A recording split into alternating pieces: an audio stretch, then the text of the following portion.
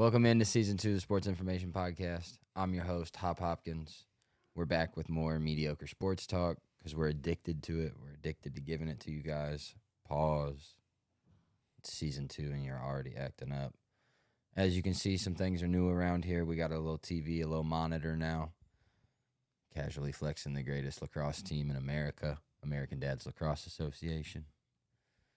Yeah, that's a good one. Dayton Classic, 3-peat champions, no big deal. We're going to use this monitor here. I got to cut ums out of my vocabulary. We're going to use this monitor here to bring big sports content to you, give you guys a visual as we talk about some things. So later on, we're going to talk about win totals. Get out of here. Still figuring it out as we go. Season 2. All right, here we go. So we'll be able to display some win totals and things like that to you guys as we talk. And on this first segment, we're just going to go over each team through the NFL. We're going to go AFC and then NFC. We'll pause in between each conference and talk about different questions and different topics that we've got written down.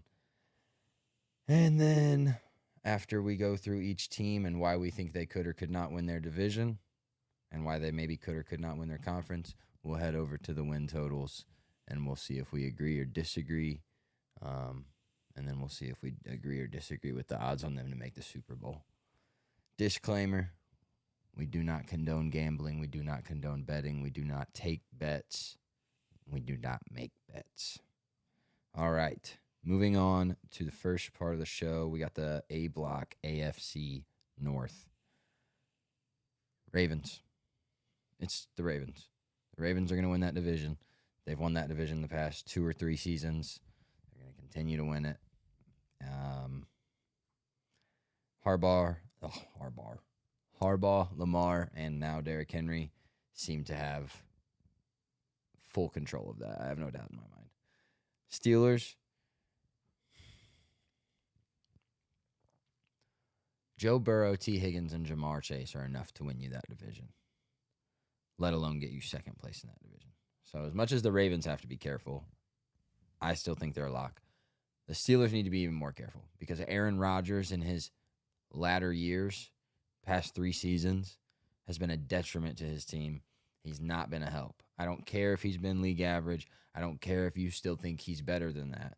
He's not, first of all. And second of all, even at league average, his demeanor, his lack for team, been a killer. Been a locker room energy vampire.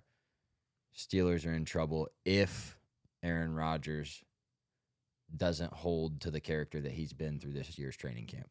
This year, apparently, he's been a good leader. He's been a good teammate. We'll see if he keeps that up.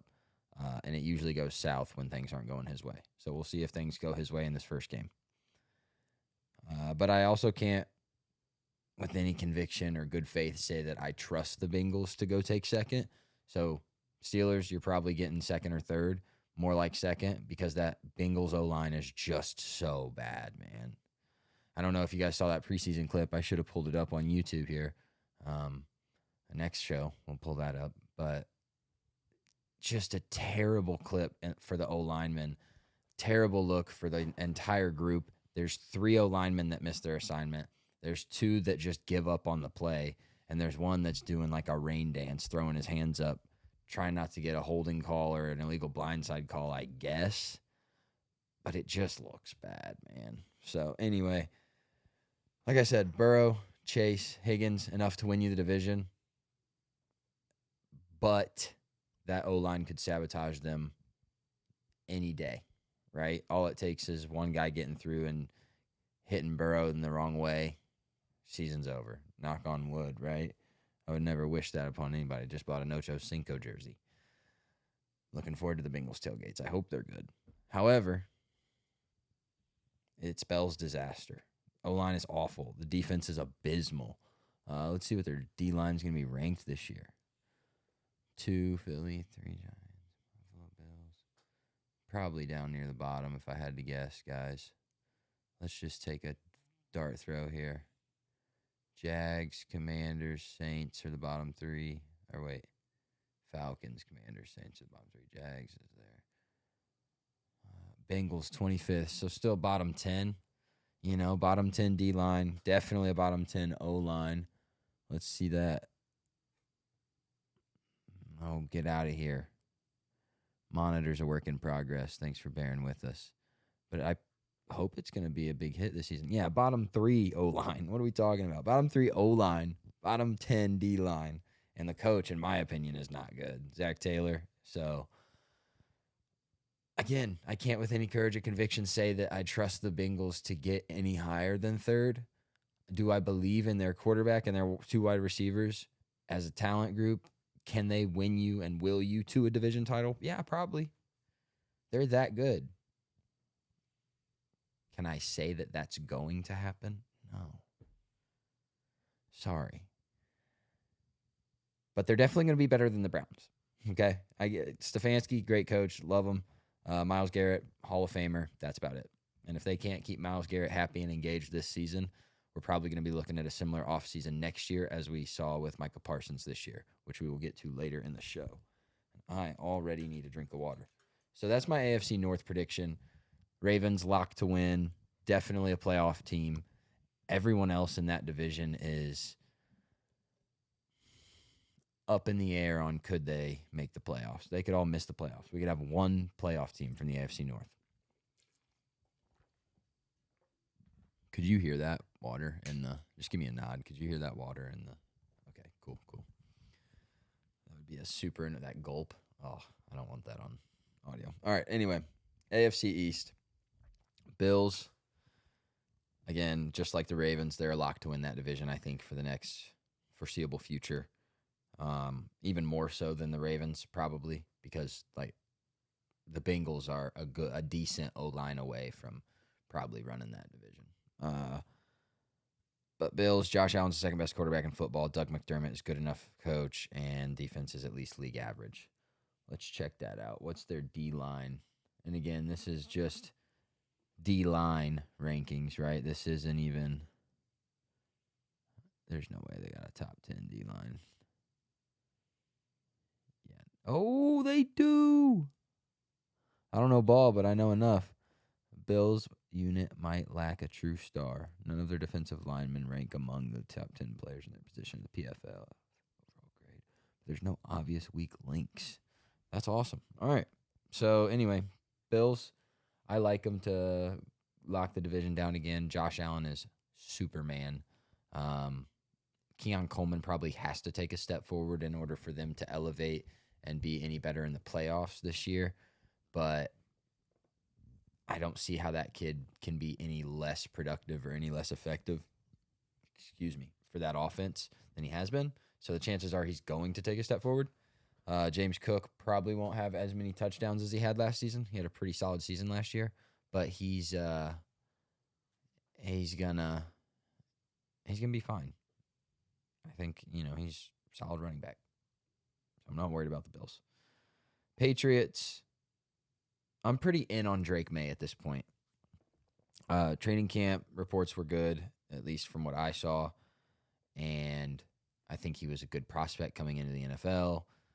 I think everyone else was pretty high on him at first, and then he didn't get a lot of opportunity. But the opportunity he did get, he shined, I thought, last year. But I don't think there's been enough talk about him. He's one of those guys that's kind of under the radar right now, in my opinion, and I'm pretty in on him. I like the Patriots to be a contender for that division, but I don't think they'll win it, obviously. I think the Bills will be too good. But if something happens to the Bills roster with injuries, the Patriots are probably my second pick in that division. I'm really also in on Travion Henderson as a rookie. He's looked great in preseason and in training camp, all the videos I've been seeing. I love the addition of Morgan Moses and the other improvements to their O-line. I also think Diggs, he's one of my guys this year, both in fantasy football and in just general. He's the top receiver in the league still, guys. When healthy, Stephon Diggs is a top option, especially in the red zone. Last year, before he got injured, he was C.J. Stroud's best red zone threat by a mile. He wasn't his best receiving option because Nico Collins is a stud, but he was his best red zone threat by a mile. Stephon Diggs in the red zone was elite and he's still got the good enough speed, and he still has elite footwork. He's a crazy route runner. I think he's going to be a fine option and a great help for Drake May. And then Patriots should be a team favorite to double their win total from last year. I don't know what they're at. Get that out of here. I don't know where they're at this year, what they're projected. Let's find out, and we'll address it again later. 8.5 wins. Yeah, they won 4 games last year. So take them at 7.5, definitely. 8.5, I would probably say over. We could probably find 9 wins on their schedule. That's a team we'll look at here in a little bit. But let's move on to the Dolphins. I don't like much of anything going on in Miami, especially the noise, right? Tyreek Hill's still drama. Tua's always a question. He's maybe the biggest hold your breath football player in all of football outside of Chris Olave, because you never know what play could be his last in any sense of that word. Again, knock on wood, but that guy's playing with borrowed time, I think. So I also think Mike McDaniel, brilliant play designer, maybe a really good play caller, really soft leader. Doesn't have his guys ready to play these hard games against these hard teams, right? Against the Buffaloes, against the Baltimores, against the Phillies, against the Kansas Cities, against probably the LA Chargers even.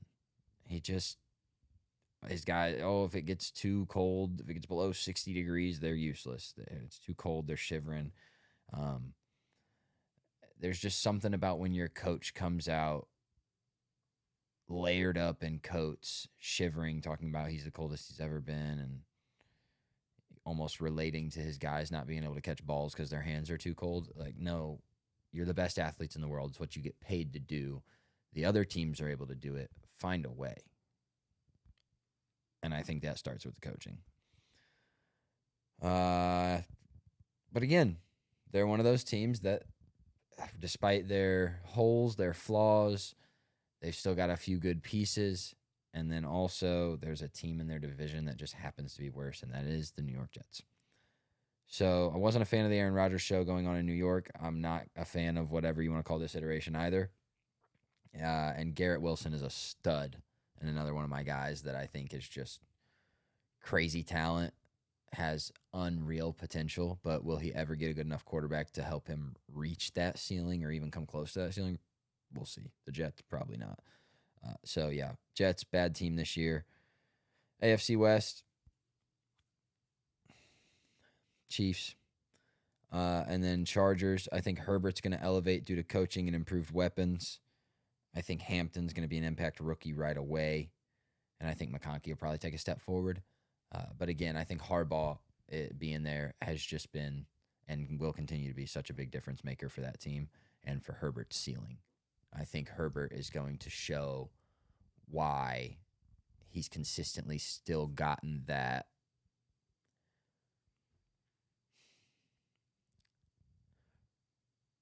Herbert gets more credit than a guy like Trevor Lawrence, even though Trevor Lawrence has beaten Herbert in a playoff game, because Herbert has these more consistent and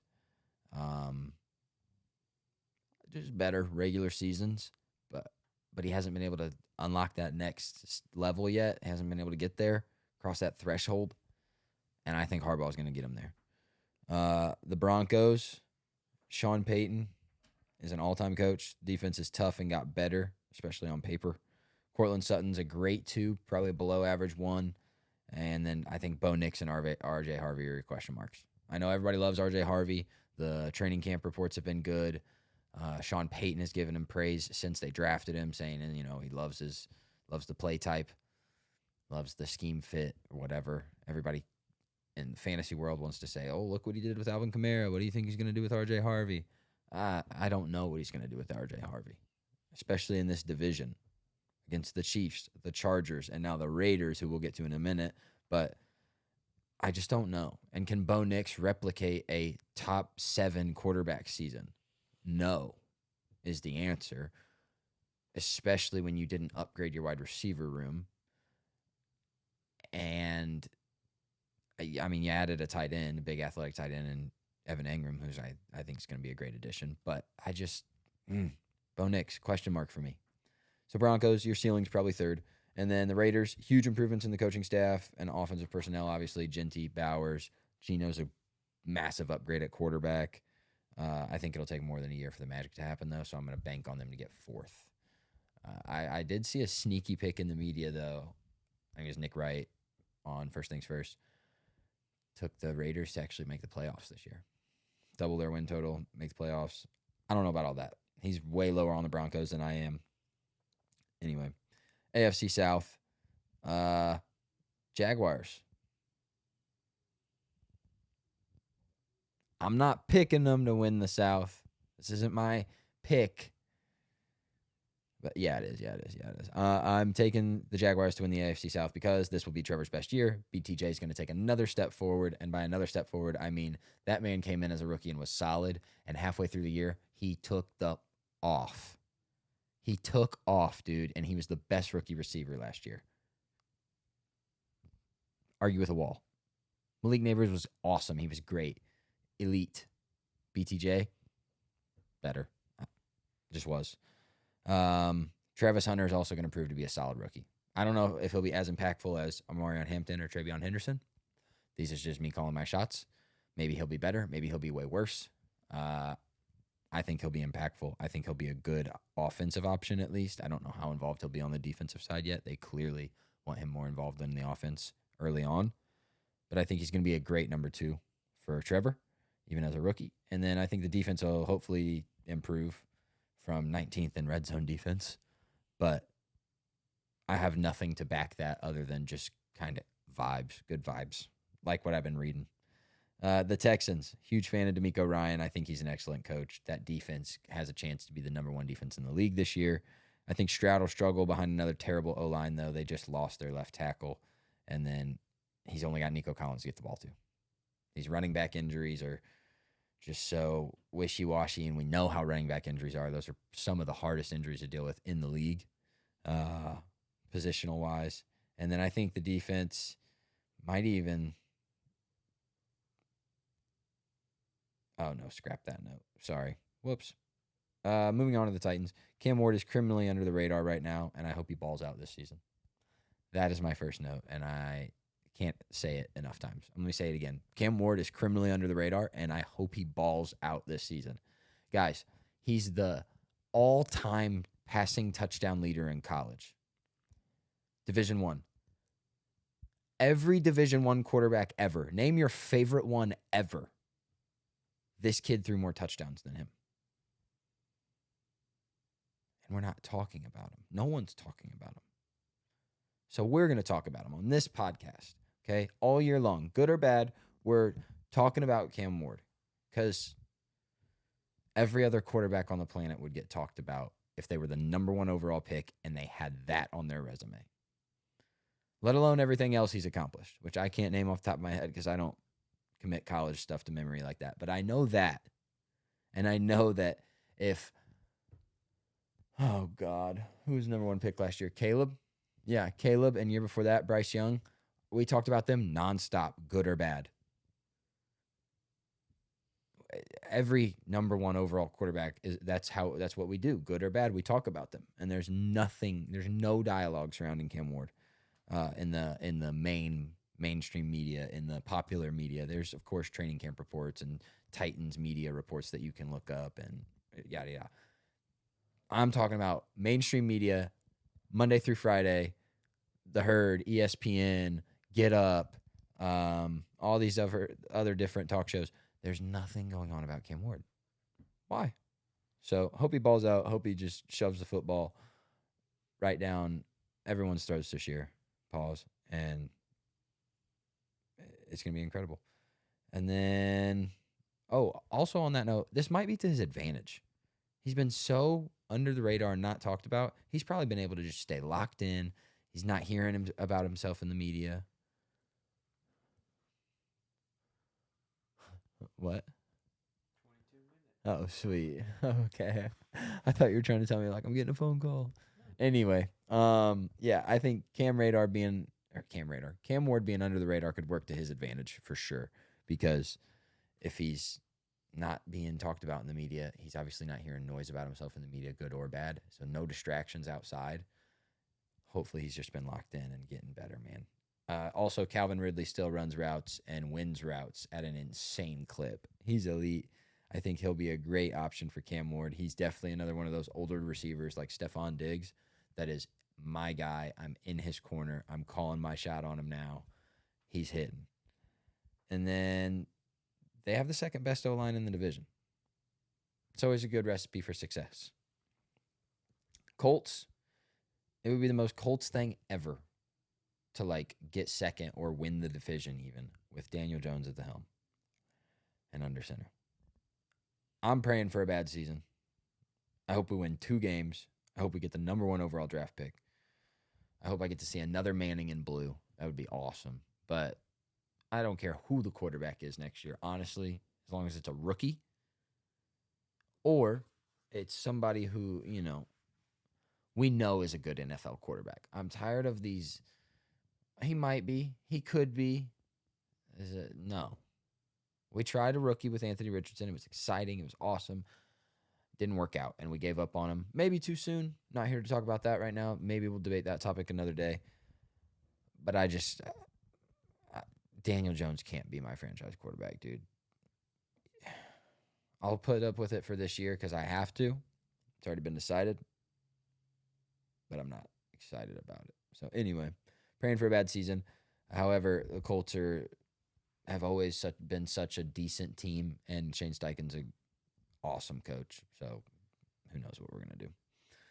B block, NFC North.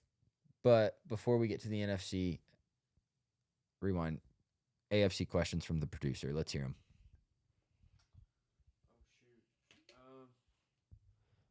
I want to talk about the Browns quarterback room. Obviously Joe Flacco is going to start just because he's got the experience. But which one of the young guys do you think gets the nod first?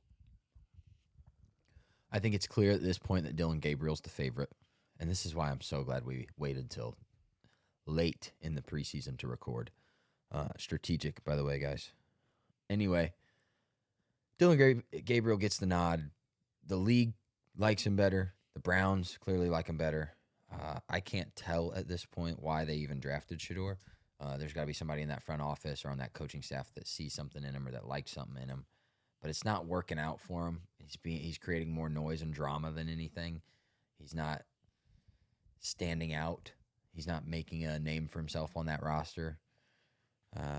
He's losing his battles. So, and his brother, I don't think, getting in trouble in that preseason game definitely didn't help him to no credit, right? It shouldn't be on Shedeur, but that's just how the world works. People are going to project that onto him. So, I'd say Gabriel. I agree Again, with you. Nothing I listed to do with on-field play. I couldn't tell you who I think is actually going to be the better NFL quarterback, Shedeur Sanders or Gabriel.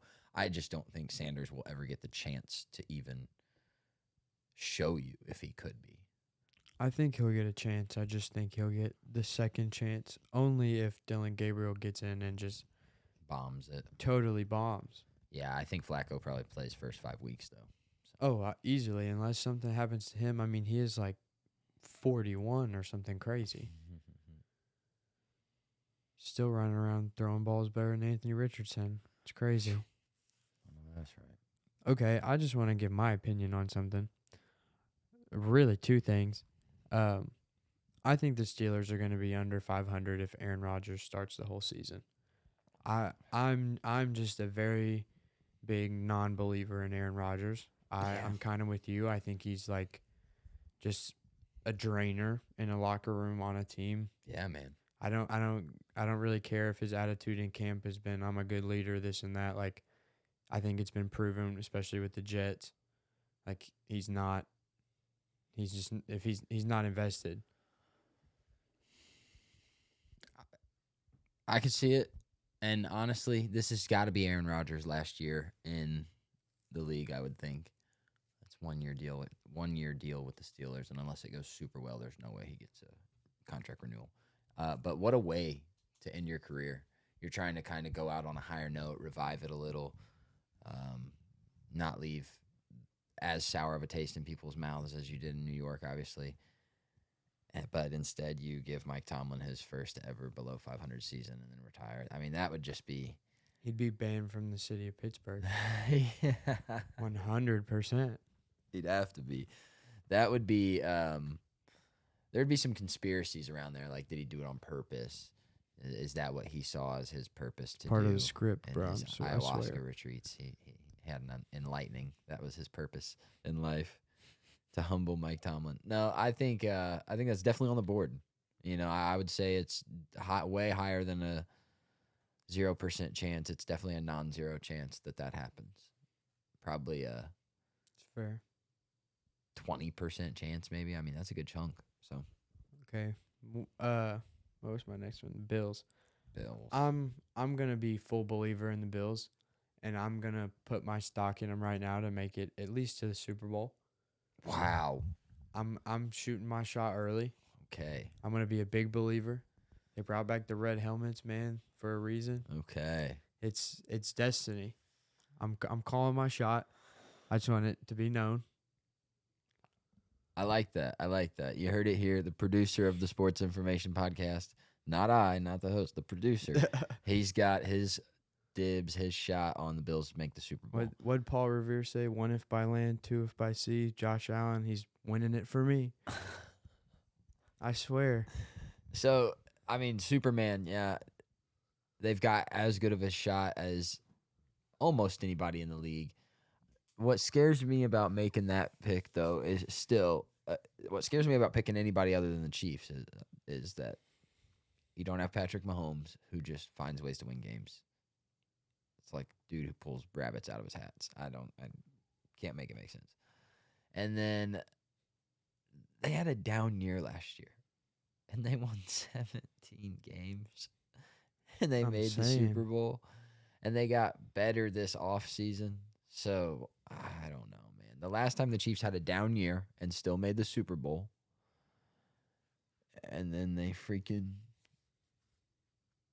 won. And then they got better the next year, and they made the Super Bowl, and they won. I don't get it.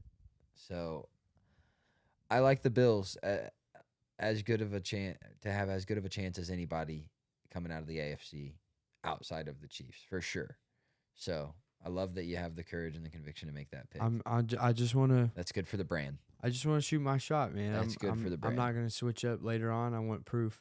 You good on the AFC? I just got one more opinion, honestly. Heard.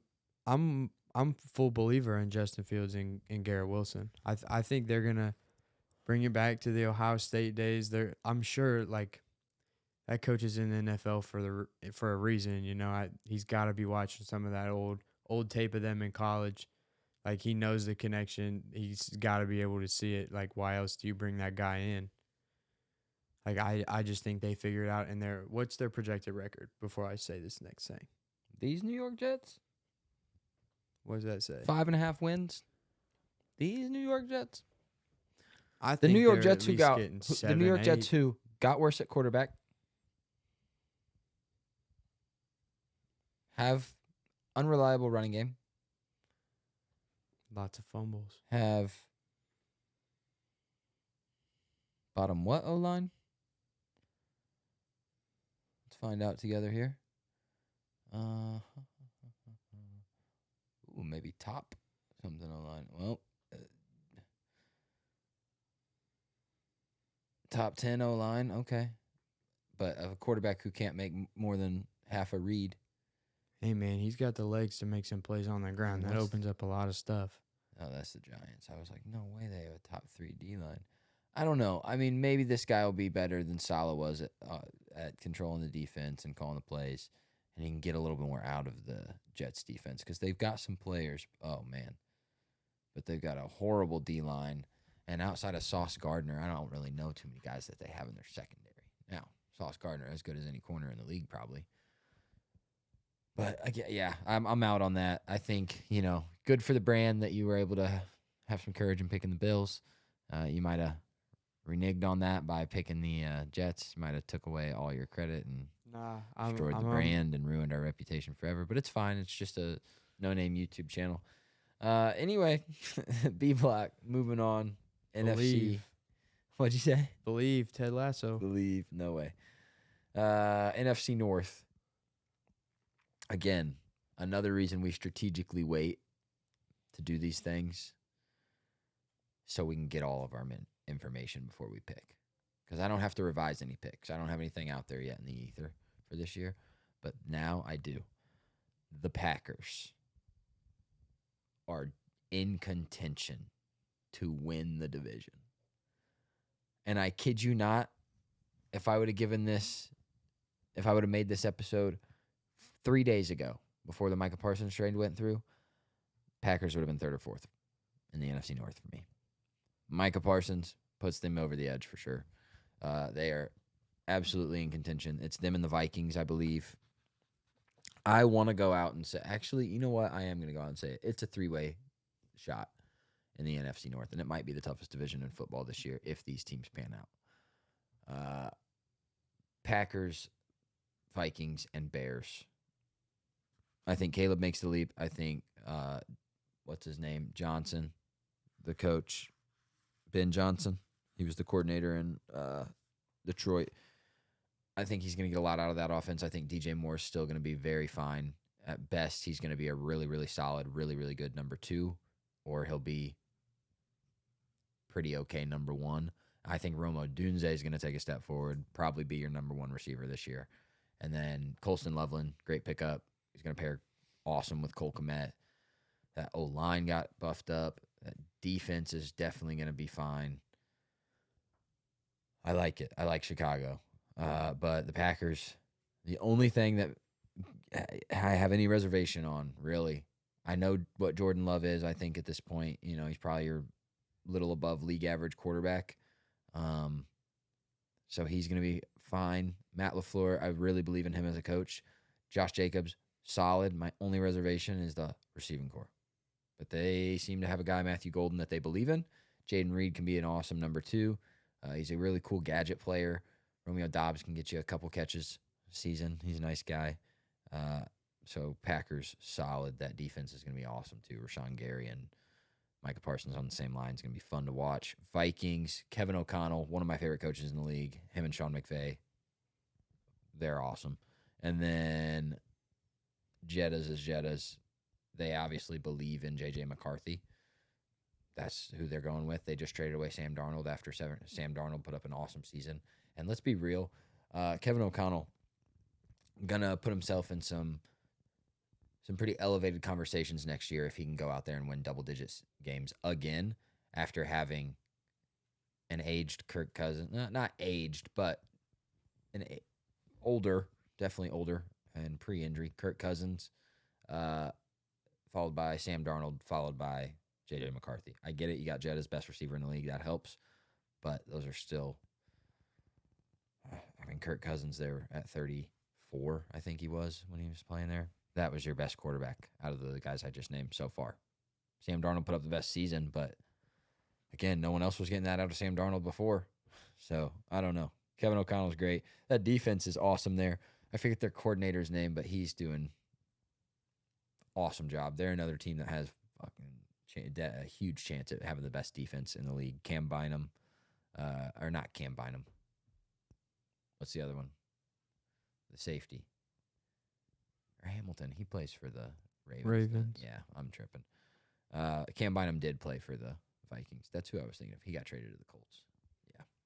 So that's a loss for them, but other than that, they're fine. And then the Lions, man, they took a hit to their O-line. They lost their coordinator, Ben Johnson.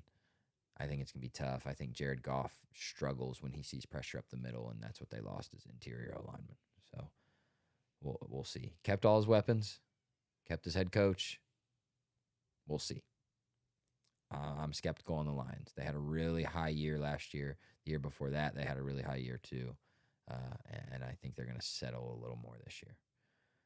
NFC East, I'm going to go Eagles, Commanders, Giants, Cowboys in that order. I feel pretty confident picking that division.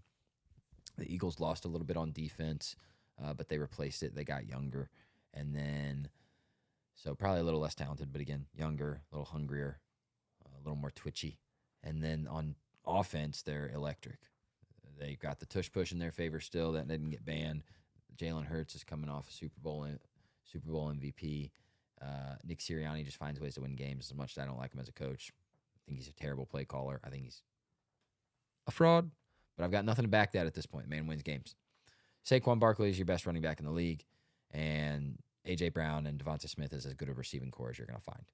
So, watch out, dude. Philly's going to be nasty again. Commanders definitely got better, made improvements to the O-line. Jaden Daniels is a freak. He's incredible. Skinny quarterbacks probably don't last long, especially the rushing ones. I think he's going to figure it out. He's going to find a way to either put on muscle or he's going to protect himself. He was really sharp last year about it. The Commanders kept him healthy too. I don't see any problems there. If Philly slips up at all, if that defense did, in fact, lose too much this offseason, Commanders could be right there for the division title. The Giants, they're going to be better than the Cowboys. They're going to have a top 3 defensive line, no matter how you spin it. That has potential to be the best D-line in the... Did I say O-line at first? I was not paying attention. Okay, well, regardless, rewind, reset. Giants, I think they're going to have the best D-line in the league this year. Definitely in that division. I mean, Brian Burns, Dexter Lawrence. Who else? Did I get that right? I said Dexter Lawrence, didn't I? I think they have Dexter Lawrence. I'm almost positive they do. I know he was a Cowboy at one point. Yeah, Dexter Lawrence plays for the Giants. DeMarcus Lawrence played for the he Cowboys. was not a Cowboy. Oof, just lost a bunch of credibility. Who was a Cowboy? DeMarcus Lawrence? DeMarcus Lawrence. That's what it is. Golly. 11:51. I've worked every day, open to close. 9 a.m. to 12 a.m. 9 a.m. to 12 a.m. So it's been a long week for me. Anyway, Giants, yeah, they're going to win more games than the Cowboys. They just are. They might even sweep the Cowboys in the division this year, especially after they just shipped off Micah Parsons. That just, I think, tanked the Cowboys season. So I'm not in on the Cowboys this year. I was a little high on them after they got that Pickens trade, and then I started to settle down a little more, and now after the Parsons trade, I've kind of went the other way. So we'll see if I rise back up, but I doubt it.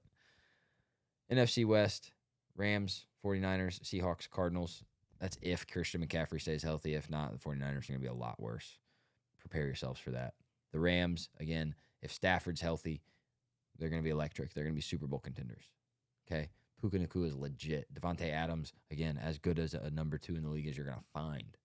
That's as good of a receiving core as you're going to find in the league as well, just as a whole. Kyron Williams is a great running back, huge workhorse for them. Sean McVay, as good of a coach as it gets in the league right now.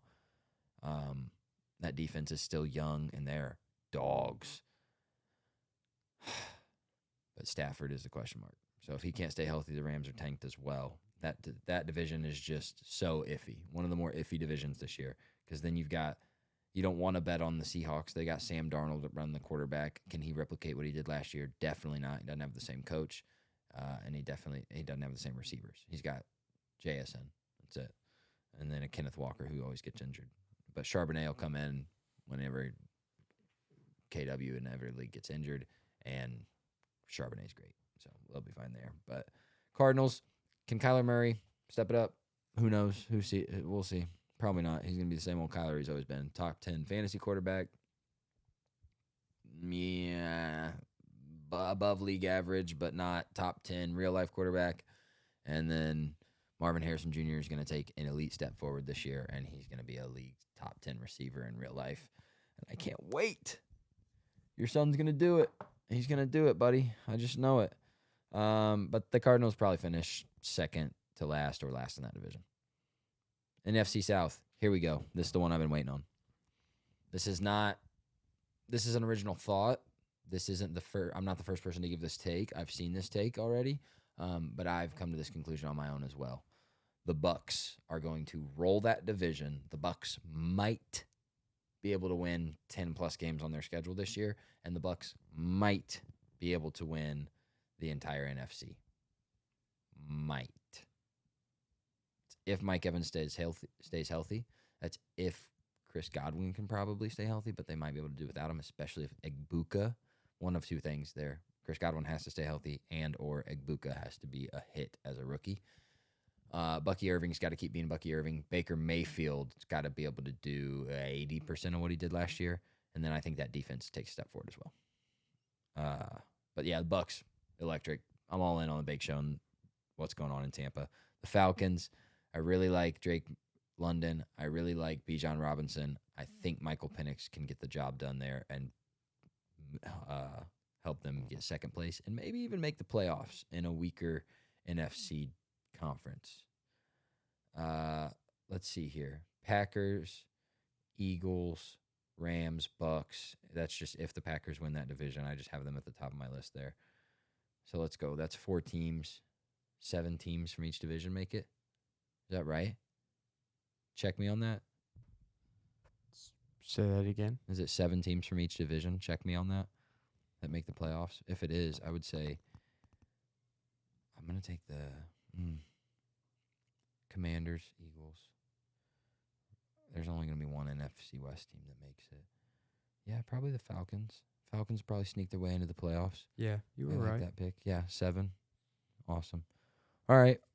Hit me with your NFC West questions, and then let's move on to the win totals. And we'll probably speed through those because I'm getting a little eepy, and we need to make this first episode not too long. What are we at time-wise, by the way? 44:11. Perfect. Let's try and be done by an hour. For sure. So first off, I just want to shift gears a little bit from what we've been talking about, just to break it up a little bit. I just want to talk about a rookie that I'm really high on with the Lions, Isaac Tesla. I think that dude is gonna, in a couple of years, I think he's gonna be on the scene. He might not be, solidified wide receiver 1, but he's gonna be a wide receiver 2, solely based on his ability to just go up and score you touchdowns in the red zone. He is the prototypical wide receiver you would build in a lab. He's like 6'4", 215. He runs a 4.3 40. Like, he can jump out of the gym. He just gets all the time to develop behind, like, Amon-Ra. He gets to see Jamo's there, right? Yep, Jamo. He gets to see Gibbs. He gets to see Monty. Like, he's got a good, experienced quarterback in Goff. Like, he's got good dudes he can learn from. And he doesn't have to be like, go catch touchdowns now. Yeah, I'm, I was pretty low on the Lions there a minute ago, and just as a whole this season, I don't think they'll be as good as they've been the last 2 seasons even. But I am excited to see what they can do with their remaining weapons, and I do like Tesla. I've got him picked up in a fantasy league. I think he could be a productive rookie right away. But I like your points about how he's one of those prototypical builds. Like, if you were making a My Player in Madden or something, you would totally build Isaac Tesla, who sounds like he's built similar to Megatron. Not to make the comp because that's a Lions legend. I wasn't going to do it. I mean, dude, when you're 6'4", 2 something, like, right? It's just right there. But he's a white guy. I get it. Okay, next one. Another little switch up, but still on the rookies.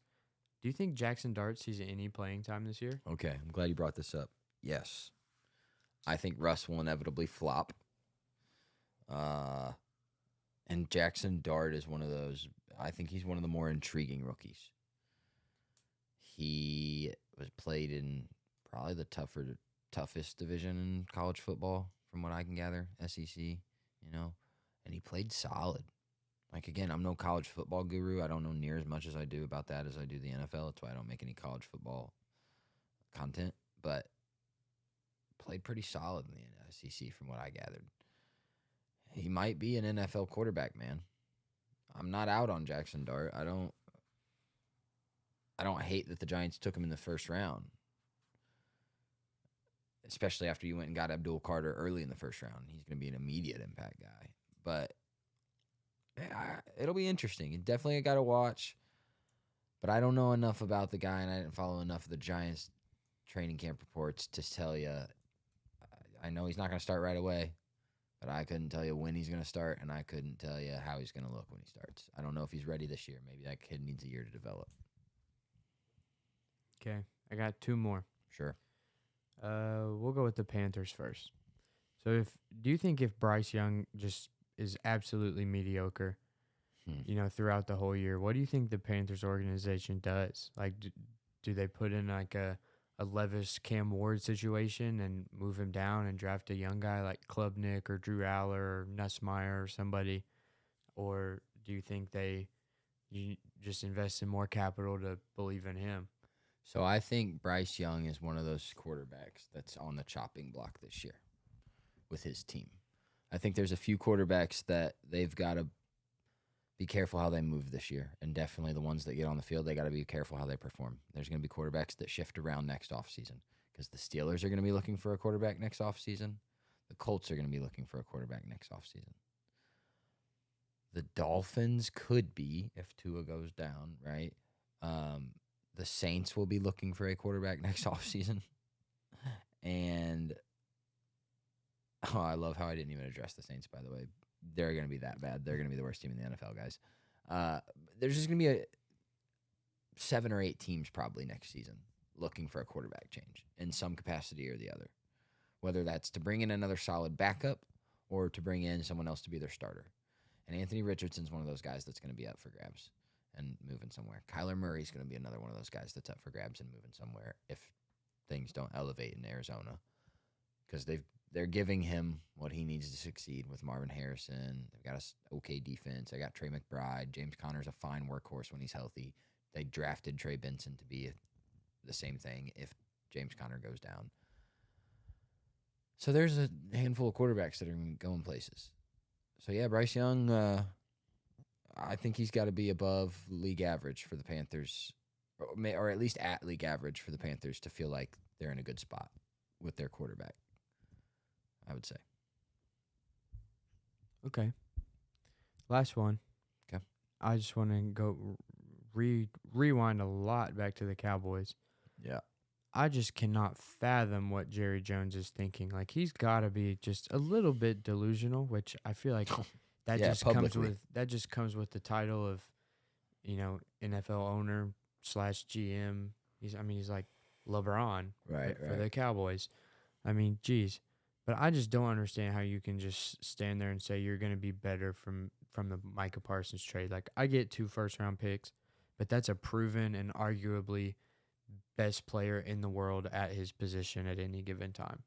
So, given his production, okay, let's go take a peek at Micah Parsons here, because that man just got the highest paid contract for any non-quarterback in the league, and I believe ever.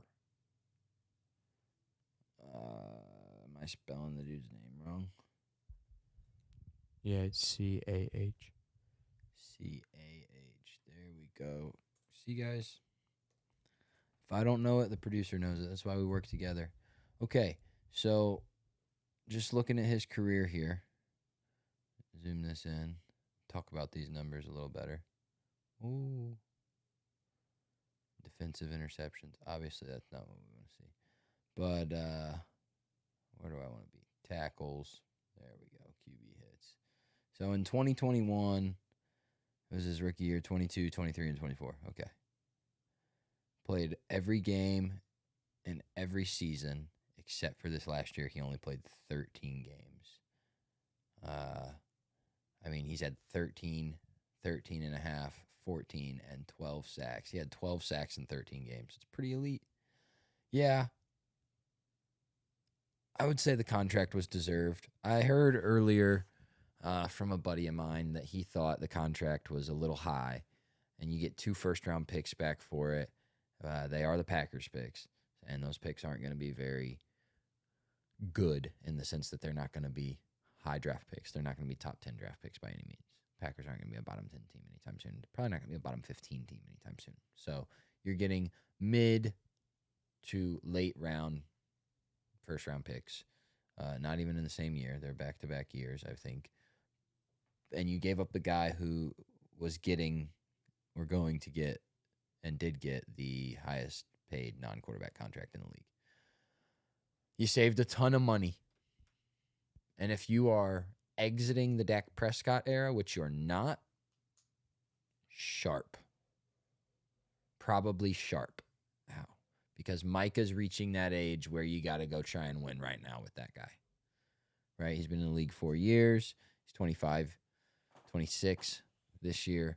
And you got a 4-year window with that guy before he hits that age cliff of 30 where, like, then it's win right now with Micah, right? Like, if you've got a Chris Jones right now, Chiefs, they're win now with Chris Jones. But, yeah, no, there's no way the Cowboys are better this year for trading Micah. Absolutely not. And, again, he's one of those guys that when you have him, you find a way to build around him and you find a way to go win and try to win. And Jerry's just a bad NFL owner and a bad NFL GM, and the Cowboys are praying that man somehow disassociates with the Cowboys. They have to be. All right, any other questions? No, I'm cool. Okay, moving on to NFL team win over unders. So we're just going to look at this column right here, this fourth column on the right. The win total over under. How many games is each team going to win this year? We'll start with Philly, 11.5. I think it's too high. I think 11 games is probably solid. All right. Let's pull up Philly's schedule. I'm just going to pull it up on my screen so we can keep the win total screen right there. And then Philadelphia Eagles. Bang. Actually, what we will do is we will throw the schedule on this screen, and I'll keep the win totals on my screen. 1, the white looks awful on camera, I'm sure. And 2, the schedule will be more entertaining for them to look at. So, if I've got the win totals over here, 11.5 wins for Philly. Let's find 12 wins. Cowboys, that's 2 wins for them. Chiefs is a loss. Rams could be a loss. Bucks could be a loss. Broncos is a win, so we're up to 3 wins. Giants is a win. Vikings, probably a win. So, 2, 4, 5 wins. If we're counting 2 Cowboys wins, we'll count 2 of the 6 wins.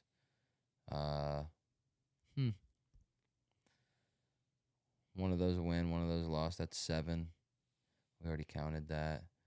Bears is probably a win for them. 8. Chargers, probably a win. Raiders, 9, 10.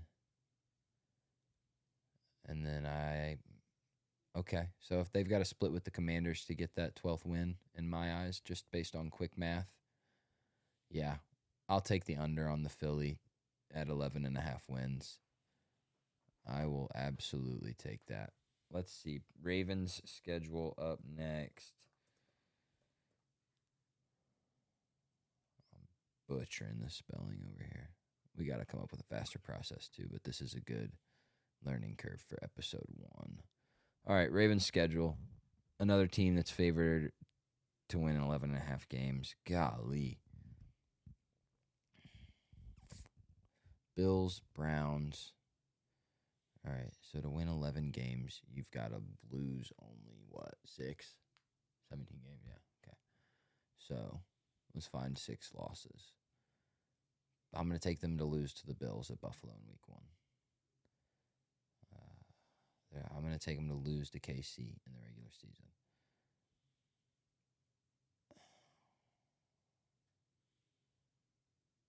They're going to split with the Bengals. That's 3 losses. Yeah, man, they've got an easier schedule. Well, the Packers is a toss-up. The Rams is a toss-up.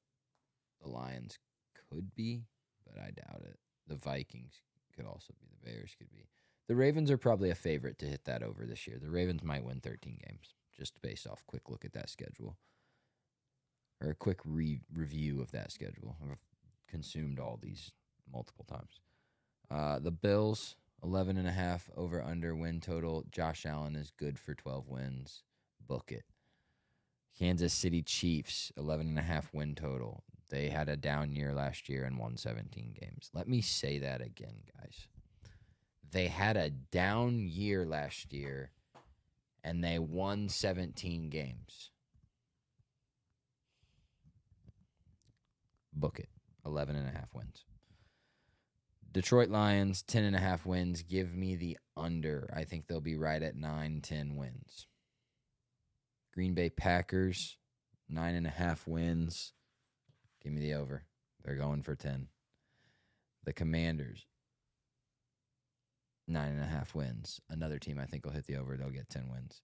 The Bengals, 9.5 wins. Give me the under. I think they're going to sit right at 9-8 again at best because of that bad O-line, bad defense, bad coach. 49ers, 10.5 wins. Too rich for my blood. Christian McCaffrey's too big of an injury risk. If he's healthy, sure, maybe they'll go over. But even with McCaffrey, they just don't have enough firepower in that receiving core for Brock Purdy to be getting you 11 wins. So take the under on 10.5 there. Los Angeles Rams have 9.5. Yeah, I'll take the over 10 wins there. Minnesota Vikings over 8.5 wins. Book it. Give me it. They're getting to 9. Houston Texans at 9.5. I'll take them at 9-8. I think that's perfect. Los Angeles Chargers, 9.5. Excuse me. They could definitely get to 10 wins. So yeah, I think that's probably we'll take over on 9.5. Broncos, 9.5. I'll take the under. I'll take them at 9-8. Again, Bo Nix is a question mark for me. The Bucks at 9.5. That's got to be, yeah. Again, they could be 11, 12. They could be 13 wins this year. The Chicago Bears, 8.5 wins. It's probably pretty good line. Again, another 9-8 team maybe, but they could be a 10-win team too. So we'll go over on 8.5. Pittsburgh Steelers, 8.5. The line. This is the make or break moment. This is where we call our shot on will Mike Tomlin be under 500 for the first time in his career. I'm going to fade Aaron Rodgers. I did it every week last year, and I won every week because of it. I was right every week. I won street cred. I won bragging rights with all of my friends who tried to tell me that Aaron Rodgers was going to have a good season in New York, and I just said every week, no, he's going to lose. And I was right way more. I was right like 80% of the time. So yeah, I'll take under on 8.5 wins for Pittsburgh. And honestly, if you're a Pittsburgh fan, that's what you should be rooting for because you want a good draft pick next year. Arizona Cardinals, 8.5 wins. I'll take the under. Atlanta Falcons, 7.5 wins. I'll take the over. Seattle Seahawks, 8.5 wins. I'll take the over. I'll throw these back up on the screen at this point. I'm not even pulling up the schedules anymore. Just going back and forth, back and forth. Where was I at? Seahawks, 8.5 wins. Did I say over? I'm taking the under. Take them at 8 wins on the dot. Dallas Cowboys, 7.5 wins. Under. Book it. New England Patriots, 8.5. That's the schedule I wanted to pull up for you guys. So, Patriots won 4 games last year. They are totally going to double their win total. And I'll prove it to you. They might win 10 games this year, guys. Let's check this out, okay? Beating Miami. Beating Pittsburgh. Beating Carolina. That's a 3-0 start for the Patriots. They're losing in Buffalo, absolutely. And they're going to lose when Buffalo comes to them, too. But they're beating New Orleans. That's 4 wins. They're going to beat the Titans and the Browns. That's 5-6 wins. They're 6-1 to start the season, okay? You with me? Here we go. The Falcons, Patriots, Falcons win, 6-2. The Bucks, Patriots, 6-3. We're coming back to earth a little bit. And then we get to go right back up because we're going to beat the Jets. And I say we like I'm a Patriots fan. This is making me sick to my stomach. I hate the Patriots. I'm a Colts fan through and through. Peyton's the GOAT. Argue with your fucking mom. Patriots in Cincy. Bad defense. Bad O-line. Bengals losing a shootout. How many wins is that? 1, 2, 6-3 after the Bucks. 7-3, 8-3. Count it as a loss. 7-4. That Giants game. Okay, so if they're 7-4 there, they would have to win 2 of these 5 to have 9 wins. Yeah, but I think they win 1, 2, 1, 2, 3. Yeah. I think they beat the Bengals, the Jets, and then they sweep the Dolphins. Yeah. that I'm good, comfortable saying that. Easy peasy. New England Patriots over 8.5 wins. Definitely over 7.5 wins because they're doubling their win total from last year. Miami Dolphins under 8.5 wins. Way under if Tua turns into brain soup. Jaguars 7.5 wins. Over, they're winning the division. Colts 7.5 wins. I don't know. I don't know how to pick it. I don't. But I'm gonna say under because that's what I'm praying for. And that pains me to say. The Raiders 6.5 wins. I'll take the over. I'll take them at 7 wins. I'll take them to almost double their win total because they also won 4 games last year. Panthers 6.5 wins. I'll take the over. I'll take them at 7. They could probably find 7 wins. They play the Saints twice, but they could also lose to the Saints twice. But I'm gonna inflate my Bryce Young stock a bit. I'm gonna err on the side of he'll succeed. He'll find a way. And Ted McMillan, huge fan. Jets 5.5 under. Giants 5.5 over. Maybe only 6, but over. The D line alone has to get you 4 wins. Has to be worth 4 wins. Can the offense get you 3? Hopefully. Browns 4.5 under. They probably win 4 games. Tennessee Titans 5.5. Cam Ward, dude. Make me look good. Over. Saints 4.5 wins. Give me the under. They're going to be the worst team in football. They might win 2 games. They might win no games. If I'm a Saints fan, that's what I'm rooting for because Tyler Shupp and Spencer Rattler. Listen, I'm a Colts fan. I got it pretty okay this year. If Daniel Jones and Anthony Richardson, that's what we're fighting about. That's what we're fighting over. It could be way worse. Okay, so I'll count my blessings, but you're going to hear me complain a lot still. That's our first episode back. A little rough, a little shaky. Bear with us. We're going to figure this thing out. It's going to be great. It's going to be a good tool for us this year. Again, excited to bring you guys the mediocre content you've been craving. It's way better than all that yelling shit that they do on ESPN. And we're back in a new studio area. We've got Marvin here, the GOAT, right behind us. We'll be back after week 1 with... Or actually, no. We'll be back a little before week 1 with picks. And we'll be back post week 1, obviously, with pick results and game recaps. And then we'll be in full swing. And it'll be great. Till next time, thanks for tuning in.